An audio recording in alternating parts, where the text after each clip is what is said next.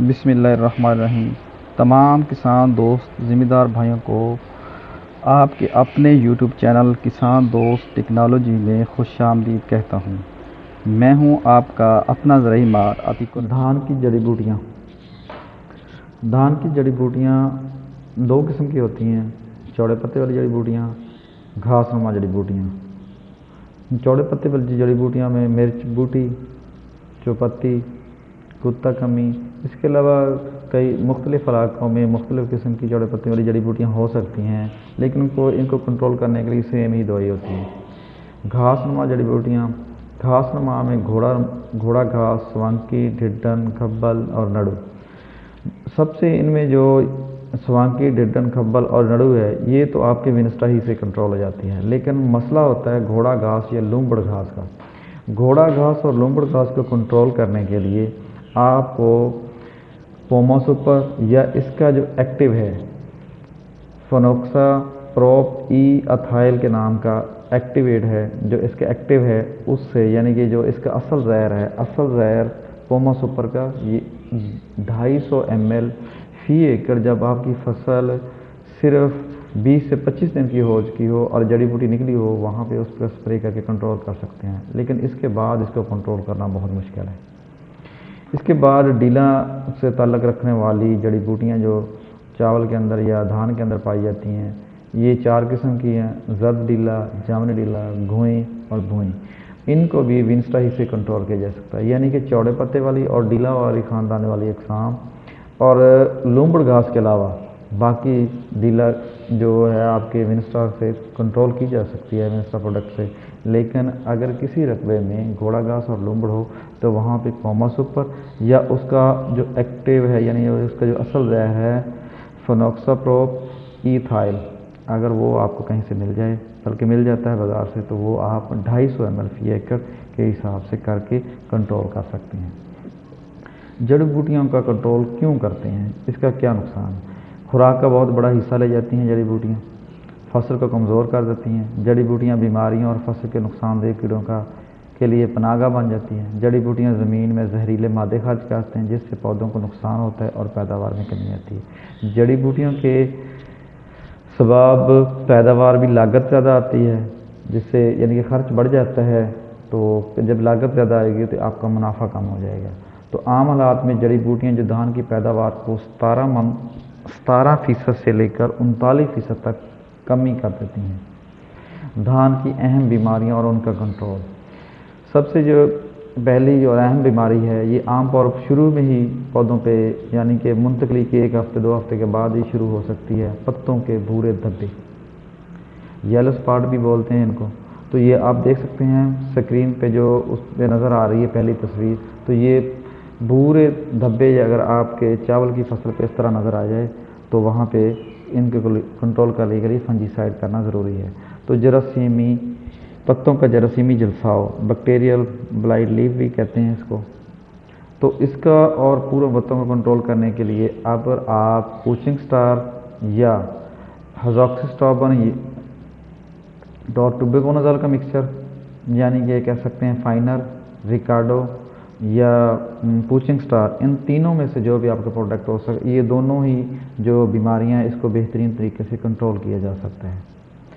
اس کے بعد بھبکا یا پلاسٹ، بکینی اور تنے کی سڑن یا شیٹ بلائٹ۔ یہ بھبکا پتوں پہ بھی، اور جو فصل کے جب سٹا نکل آتا ہے تو یہ سٹے پر بھی منتقل ہو جاتی ہے، لیکن اگر اس کو شروع میں ہی کنٹرول کر لیا جائے تو اس کی جو علامت میں سب سے ہے کہ یہ آنکھ نما دھبے ہوں گے۔ یہ آپ کو ایسے محسوس ہوگا جیسے آنکھ نما دھبے، لمبوترے آنکھ نما دھبے محسوس ہوتے ہیں۔ تو اس کے لیے بھی جو میں پہلے زہر آپ کو بتا چکا ہوں فائنر، پوچنگ سٹار اور اس کے علاوہ جو ریکارڈو وغیرہ ہے، اس سے بھی اس کو کنٹرول کیا جا سکتا ہے۔ بکینی یہ بیماری جو ہے یہ چاول کی پنیری پہ زیادہ آتی ہے اور یہ بیج سے منتقل ہوتی ہے، تو لہٰذا جب بھی آپ نیا فصل کے لیے پنیری کاشت کرتے ہیں تو اس کو سیڈ ٹریٹمنٹ کر کے ضرور کاشت کرتے ہیں، تھائوفنیر یا کوئی اچھا فنجی سائڈ لگا کے ٹریٹ کریں گے تو بکینی کو کنٹرول کریں۔ لیکن اگر یہ بکینی بعد میں بھی آ جاتی ہے فصل پہ تو اس کو بھی آپ جو پیچھے میں آپ کو فنجی سائڈ بتا چکا ہوں ان میں سے استعمال کروا کے آپ کو کنٹرول کیا جائے۔ تنے کی سڑن، تنے کی سڑن یہ جو اس کی شاخیں ہیں اس کے اوپر یہ آپ کو جیسے ایسے محسوس ہوگا جیسے جھلس رہا ہے، فصل ختم ہو رہی ہے۔ تو یہ اس سے پہلے نا فصل کے اندر پانی میں ایک جالا سا بنتا ہے، تو یہ زمین کے اندر اس کے اصل بیکٹیریا میں جو فنگسی بیکٹیریا ہوتی ہیں یہ زمین کے اندر موجود رہتی ہیں نمی میں، تو جب فصل اس کے اوپر لگتی ہے تو اس کے اوپر حملہ کر دیتی ہیں۔ تو اس کے کنٹرول کے لیے آپ پوچنگ سٹار 2 پیک فلڈ کر دیں اگر بیماری شدید حملہ کر چکی ہو، لیکن اگر پہلی سٹیج پہ آ گئی ہے تو اس کو سپرے سے بھی کنٹرول کیا جا سکتا ہے، اور سپرے کے لیے وہی فائنر، پوچنگ سٹار اور ریکارڈو وغیرہ آپ استعمال کر کے اس کو کنٹرول کر سکتے ہیں۔ تو یہ تھی آج کی ہماری بیماریوں کو کنٹرول، اور اگر یہ نہ کنٹرول کریں تو آپ کی جو پیداوار ہے وہ بہت زیادہ کمی آتی ہے۔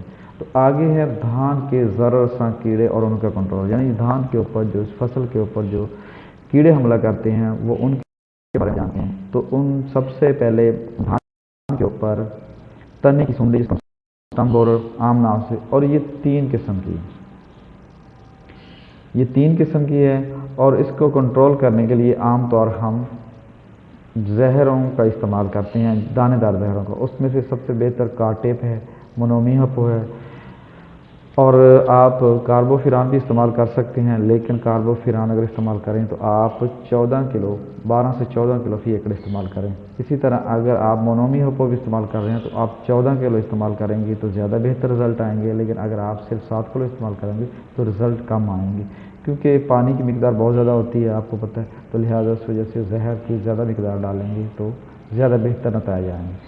اس کے بعد فصل کے اوپر، دھان کی فصل کے اوپر ٹوکا یا گراس ہاپر کا حملہ بہت زیادہ ہوتا ہے، یہ پتے کتر کر کھا جاتا ہے۔ یہ جیسے سامنے آپ کو گراس ہاپر کی تصویر نظر آتی ہے، جو اسی طرح کا ہوتا ہے۔ تو اس کو کنٹرول کرنے کے لیے آپ لیمڈاسائیہلترین بھی استعمال کر سکتے ہیں، اور اس کے علاوہ بائیفینتھرین بھی استعمال کر سکتے ہیں اس کو کنٹرول کرنے کے لیے۔ یہ دونوں پروڈکٹ سے کنٹرول ہو جاتا ہے۔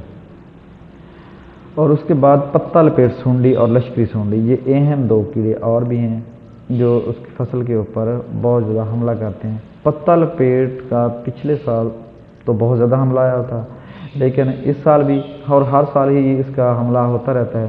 تو اس کو کنٹرول کرنے کے لیے آپ پہلے عام طور پر لیمڈاسائیہلترین کے لیے سے اس کو کنٹرول کیا جاتا ہے، لیکن میں نے اپنے ذاتی تجربے سے کچھ دیکھا ہے کہ یہ ایمامیکٹن پلس جو لیوفینران کا مکسچر ہے اس کا سپرے کروایا جائیں تو زیادہ بہتر کنٹرول ہوگا۔ اور اس کا ایک فائدہ اور بھی ہے کہ آپ کو لشکری سونڈی کے لیے علیحدہ سپرے نہیں کرنا پڑتا، یعنی یہ لشکری سونڈی اور پتا لپیٹ والی سونڈی ہے اسی کو کنٹرول کر لیتا ہے۔ تو لیمڈا آپ گراس ہاپر کے ڈر آتے ہیں، لیکن اسی کے ساتھ اگر مکس کر لیں تو یہ تینوں چیزیں بہترین طریقے سے کنٹرول کر دیں۔ تو اس کی مقدار یہ ہے کہ اگر لیمڈاسائیہلترین کر رہے ہیں تو آپ 300 ml کریں، اور 400 ml جو ہے ایما اور لیو کا جو مکسچر ہے اس کو سپرے کروائیں گے تو یہ بہترین تینوں قسم کے جو کیڑے ہیں زبردست طریقے سے کنٹرول کی جا سکتے ہیں۔ تو یہی تھا آج کا ہمارا۔ مزید زرعی معلومات حاصل کرنے کے لیے کسان دوست ٹیکنالوجی یوٹیوب چینل کو سبسکرائب کریں، لائک کریں، شیئر کریں اور بیل آئیکن کو پریس کریں تاکہ ہر آنے والی نئی زرعی معلومات آپ کو بر وقت مل سکیں۔ فی امان۔